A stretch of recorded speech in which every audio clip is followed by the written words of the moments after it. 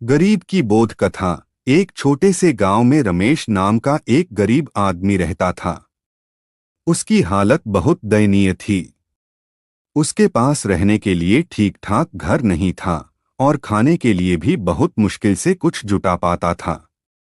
वह दिन रात मेहनत करता था, फिर भी उसकी गरीबी उसका साथ नहीं छोड़ती थी। उसके पास सिर्फ एक पुरानी झोपड़ी थी जो बरसात के समय टपकती थी और एक छोटी सी जमीन का टुकड़ा था जहां वह थोड़ी बहुत खेती करने की कोशिश करता था।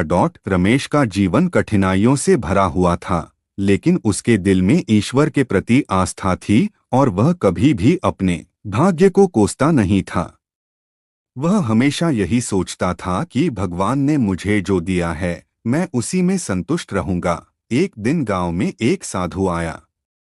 वह साधु गांव-गांव घूमकर लोगों को जीवन के सच्चे अर्थ के बारे में उपदेश देता था। जब वह रमेश के घर के पास से गुजर रहा था तो रमेश ने उसे अपने घर बुलाया और अपनी गरीबी की कहानी सुनाई। साधु ने उसकी बात ध्यान से सुनी और फिर मुस्कुराते हुए कहा, बेटा, तुम्हारी गरीबी केवल तुम्हारी सोच में है। असली संपत्ति वह नहीं है जो बाहर दिखती है, बल्कि वह है जो हमारे भीतर होती है। तुम्हारे पास जो कुछ भी है, अगर तुम उसे सही ढंग से उपयोग में लाओगे तो तुम कभी गरीब नहीं रहोगे। रमेश को साधु की बात समझ नहीं आई। उसने साधु से कहा, महात्मा जी, मेरे पास तो केवल एक छोटी सी झोपड़ी और थोड़ी सी जमीन है, मैं इससे क्या कर सकता हूँ? साधु ने कहा, अगर तुम अपनी जमीन को ठीक से जोतकर उसमें मेहनत करोगे और सही समय पर बीज डालोगे तो तुम्हारी फसल अच्छी होगी और तुम्हारी गरीबी दूर हो सकती है। रमेश ने साधु की बात को गंभीरता से लिया और साधु के बताए अनुसार अपनी जमीन पर पूरी मेहनत से काम करने लगा।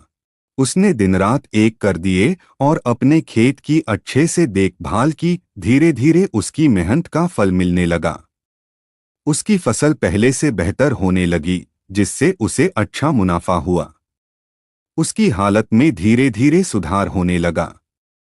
उसने अपनी झोपड़ी को भी ठीक कराया और अब वह अपनी जरूरतों को आसानी से पूरा कर सकता था।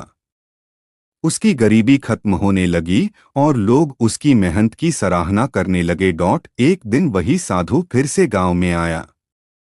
रमेश ने साधु को अपने घर बुलाया और उन्हें अपनी मेहनत और सफलता की कहानी सुनाई। साधु ने मुस्कुराते हुए कहा, देखा बेटा, गरीबी केवल एक मानसिकता है। जब तक हम अपनी सोच को सकारात्मक नहीं बनाएंगे तब तक हम किसी भी परिस्थिति को बदल नहीं सकते।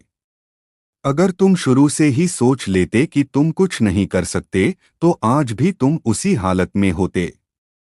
लेकिन तुमने अपनी सोच बदली, मेहनत की और आज तुम्हारा जीवन बदल गया। रमेश को उस दिन समझ में आ गया कि असली गरीबी पैसे की कमी नहीं है, बल्कि अपने प्रयासों में कमी है। यदि हम अपनी सोच को सकारात्मक बनाकर मेहनत करें तो कोई भी परिस्थिति हमें रोक नहीं सकती। इस बोध कथा से रमेश ने सीखा कि हमारी सोच ही हमारे जीवन की दिशा तय करती है। अगर हम अपनी सोच को बदल लें और प्रयास जारी रखें तो हम किसी भी विपरीत परिस्थिति को अपने पक्ष में कर सकते हैं। साधु ने रमेश को आशीर्वाद दिया और कहा, तुमने जो सीखा है उसे दूसरों के साथ भी साझा करो ताकि वे भी समझ सकें कि असली समृद्धि हमारी मेहनत और संतोष में छिपी है, न कि केवल धन संपत्ति में। रमेश ने साधु की बात मानी और गांव के अन्य लोगों को भी प्रेरित किया। इस तरह रमेश की कहानी से पूरे गांव को यह सीख मिली कि गरीबी केवल एक सोच है और सही दिशा में किए गए प्रयास से किसी भी चुनौती का सामना किया जा सकता है।